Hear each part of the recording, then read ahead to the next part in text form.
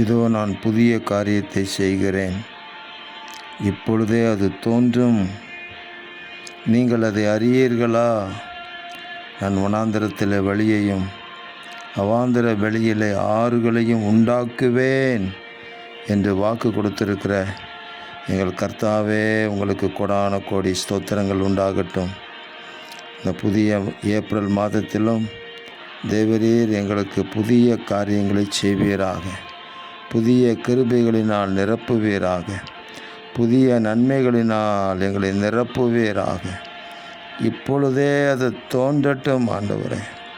ஆமேன். நீர் வழியை ஆமேன் எங்களுக்காக உருவாக்குகிறதற்காக ஸ்தோத்திரம்.